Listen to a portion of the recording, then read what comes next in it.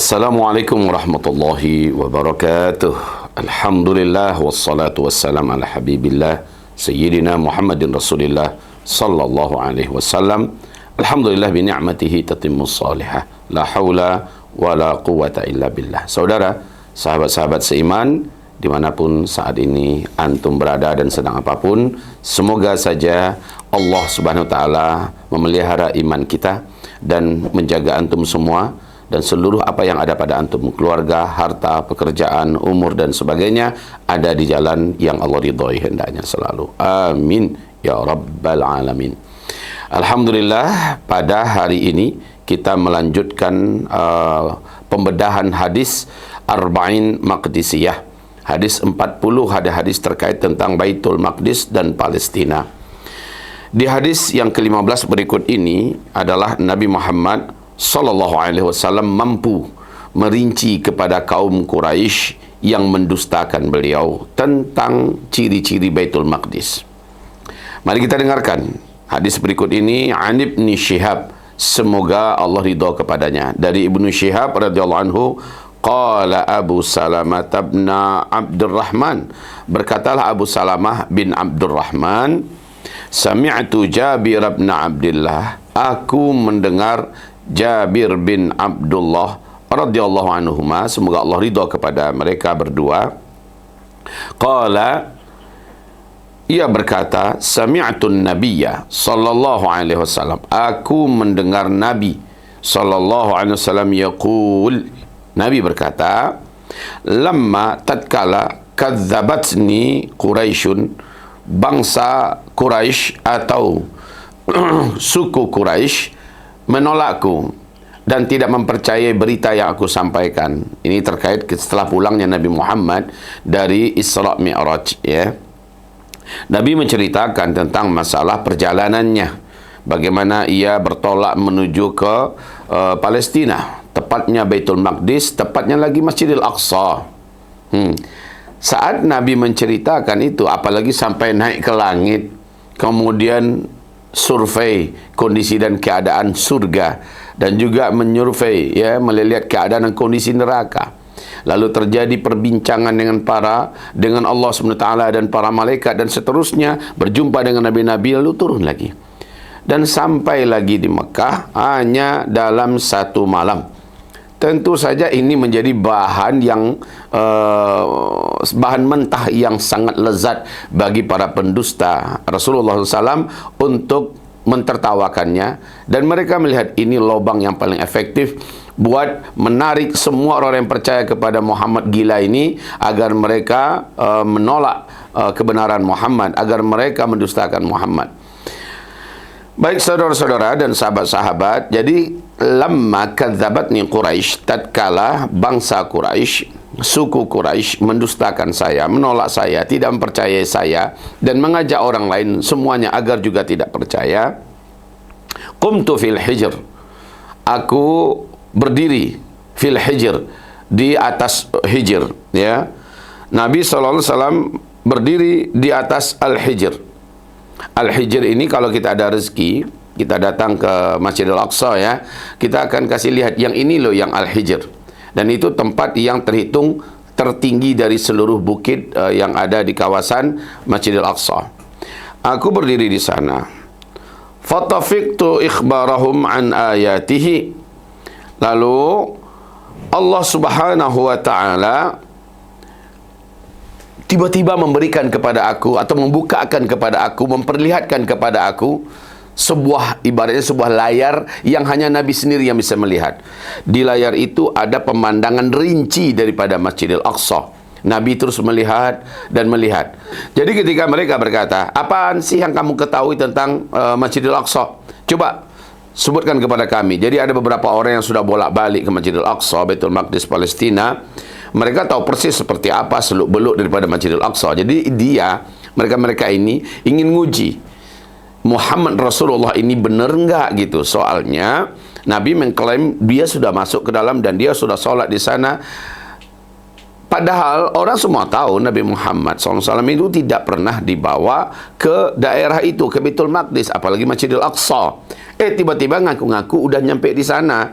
Jadi orang-orang yang udah bolak-balik, yang kenal persis dengan kondisi di sana, ingin nguji. Maka fatafiqtu ikhbarahum an ayatihi wa ana anzuru ilaih. Allah mengasih lihat kepadaku layar tancap ya, yang gaib, di mana Rasul sendiri yang bisa melihat, yang lain tidak. Saat Nabi melihat kepadanya, Nabi menceritakan satu persatu, dari sudut ke sudut, bagi berapa tingginya, apa pemandangan yang ada, pintunya bagaimana, di dalamnya bagaimana, dan seterusnya, rinci banget, bahkan lebih rinci dari kemampuan orang-orang yang bercerita. Nabi ceritakan itu semua. Allahu Akbar. Ini menjadikan Nabi Muhammad SAW sulit untuk diingkari dan didustakan. Zada Yaqub ibnu Ibrahim, menambahkan Yaqub bin Ibrahim, haddatsana ibnu akhi ibni Syihab, telah menceritakan kepada kami putra saudaraku, yaitu ibnu Syihab, an ammihi, dari pamannya. Lamma kadzabatni Quraisyun hina usriya bi, tatkala kabilah atau suku Quraisy mendustakan aku sewaktu peristiwa Isra Mi'raj, ila Baitul Maqdis nahwahu, ya, di mana aku melakukan perjalanan dengan kehendak dan perintah Allah ke Baitul Maqdis. Jadi saudara dan sahabat tercinta, nampak daripada hadis ini bahwa hadis yang di atas, ya, di atas kan tidak disebutkan ada Baitul Maqdisnya, tidak disebutkan ada usriyabi. Usriyabi itu artinya aku diperjalankan, diisrakan maksudnya. Baiklah saudara dan sahabat tercinta, hadis ini dalam Sahih Bukhari, Sahih Muslim, At-Tirmizi, dan hadis ini adalah hadis hasan sahih. Ahmad Al-Mawsu'ah, beliau mengatakan hadis ini sahih, ya, sesuai syarat Bukhari dan Muslim. Taib. Isra itu dari asra. Subhanalladzi asra bi'abdihi laylam minal masjidil haram. Asra itu artinya adalah perjalanan di malam hari. Dan ini lebih dipertegas lagi, laylan, ya, minal masjidil haram. Perjalanan di malam hari namanya asra yusri, ya. Sara yasri, ya. Asra ada yang memperjalankan. Berarti Nabi Muhammad itu bukan jalan sendirian, ada yang memperjalankan. Yaitu Allah perintahkan malaikat Jibril turun bawa dengan kendaraan khusus. Jadi Allah yang memperjalankan Nabi Muhammad SAW. Asra, dan kemampuan perjalanan yang dengan menggunakan teknologi Allah SWT. Tentu saja perjalanan tidak bisa dibayangkan dengan teknologi sampai kiamat pun. Sehebat apapun jin dan manusia bersatu untuk menandingi teknologi langit, tidak akan pernah bisa.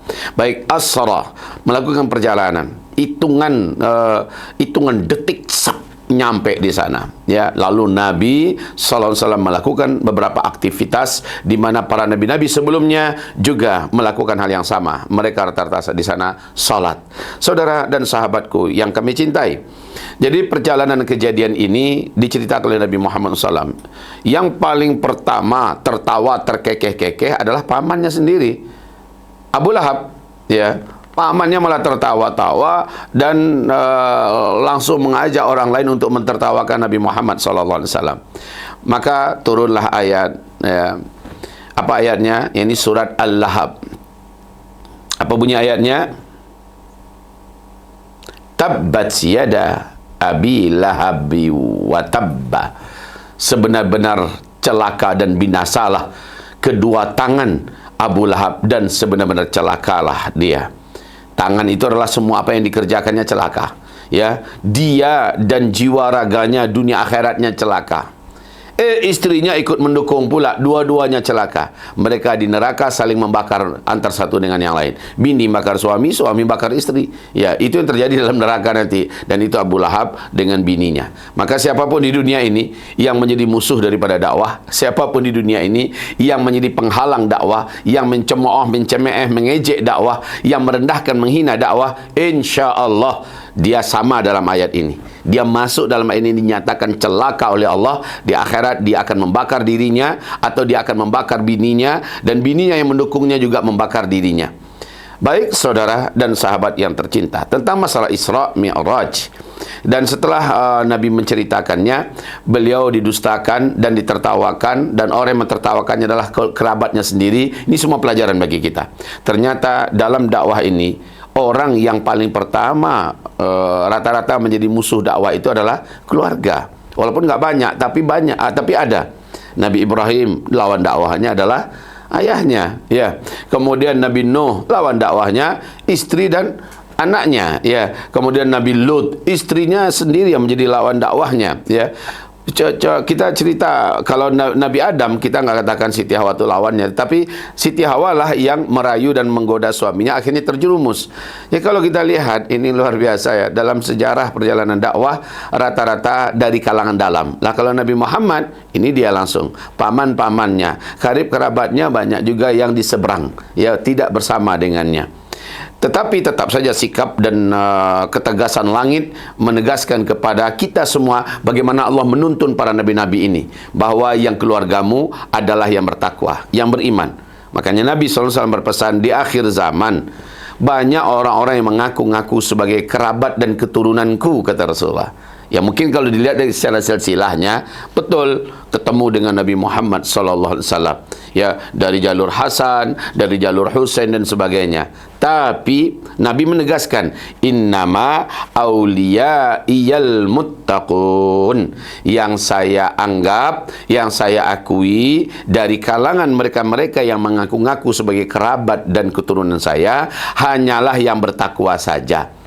Habib kalangan turunan Nabi, ya, silsilahnya memang terjaga, tetapi sayang dia fasik, atau dia ada di aliran sesat, atau dia mungkin pencetus aliran sesat, tarekat sesat dan sebagainya. Kalau ada, Nabi berlepas diri dari mereka. Jadi jangan mentang-mentang ya silsilahnya terjaga lalu dia merasa dirinya sudah pasti masuk surga, dia pasti lurus. Enggak bisa. Gimana para pencekek botol? Ya, artinya para pemabuk. Gimana dengan para penjudi, pemain perempuan? Walaupun dia keturunan Nabi, nggak ada urusan. Nabi Nuh anaknya sendiri Kan'an, gimana tuh? Ya, anak kandungnya sendiri. Bagaimana dengan Nabi Ibrahim? Ayah kandungnya sendiri malah menjadi pembuat patung berhala yang disembah oleh manusia. Ya sudah dilepaskan oleh Allah.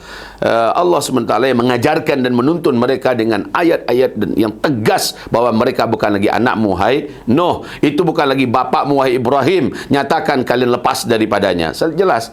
Nabi Muhammad saja, jangankan anaknya murtad atau kafir. Bahkan Nabi berkata, hai Fatimah. Kita tahu ya bagaimana dalamnya cinta Nabi kepada Fatimah. Hai Fatimah, kalau engkau di akhirat, di dunia ini berbuat dosa, di akhirat kau sendiri menyelamatkan dirimu. Aku ayahmu tidak akan berdaya. Aku ayahmu tidak akan mampu menyelamatkanmu. Kaulah yang akan menyelamatkan dirimu sendiri. Masya Allah ya. Bahkan Nabi bersumpah, walladzi nafsu Muhammadin biyadih, demi yang jiwa Muhammad ada di dalam genggaman Allah Subhanahu wa taala, lau anna Fatimata binta Muhammadin saraqat, kalaulah Fatimah putrinya Muhammad, putri kandung Muhammad, saraqat, mencuri, laqata'a Muhammadun yadaha, pasti Muhammad langsung yang akan potong tangannya. Jadi nggak ada cerita ini anakku, ya kita kasihlah dia rasa maaf, penghormatan kepada ayahnya sebagai seorang nabi dan rasul. Siapa sih yang nggak pernah salah, ya udahlah kita maafin. Nggak bisa. Seperti kata Umar bin Khattab, la huwadata fi syariatillah, nggak ada toleransi, nggak ada rasa kasih sayang dalam rangka menerapkan hukum Allah tegas, walaupun kepada anak sendiri, kepada ayah sendiri, kepada karib kerabat yang tercinta, atau kepada istri yang terkasih dan sebagainya. Kalau berdosa dan salah, tegakkan hukum Allah Subhanahu wa taala. Walaupun dia minta maaf semacamnya, mungkin secara manusia kita maafkan, tapi secara hukum Allah dia tidak bisa dilepaskan. Ya, ini penerapan hukum Allah agar melepaskannya nanti dari azab Allah di akhirat. Mau diazab di akhirat atau dihukum di dunia. Kalau menjalankan hukum Allah di dunia, dia lepas dari azab akhirat, ya. Tapi kalau dia lepas dari azab Allah dari hukum Allah di dunia, dia tidak akan lepas dari azab Allah pada hari kiamat. Tinggal milih saja. Para penentang-penentang syariat Allah di dunia, ya, maka apabila melalui ketetapan tanda tangan kalian, melalui kesepakatan dan persetujuan kalian, hukum Allah tidak bisa dilaksanakan, Anda yang mempertanggungjawabkan semua dosa-dosa mereka, dan Anda yang akan dimasukkan ke dalam neraka duluan sebelum mereka. Ni para penguasa, para pemimpin, bila anda takut itu, bila anda khawatirkan akhirat anda, maka di dunia ini jadilah anda sebagai orang yang mempelopori dan mengawasi berjalannya hukum Allah. Dengan berjalannya hukum Allah, anda akan lihat bagaimana kekuatan, bagaimana syariat Allah akan menjadikan negeri yang anda perintah, wilayah yang anda kuasai dengan hukum Allah akan sangat makmur, sejahtera, aman yang tidak terbandingi dan tertandingi. Masya Allah. Demikian saja, mudah-mudahan hadis yang ke-14 ini menginspirasi kita, membuka wawasan dan hati kita, dan semoga hidayah yang ada di dalam dada kita makin bertambah. Amin ya rabbal alamin. Billahi taufiq wal hidayah. Wassalamualaikum warahmatullahi wabarakatuh.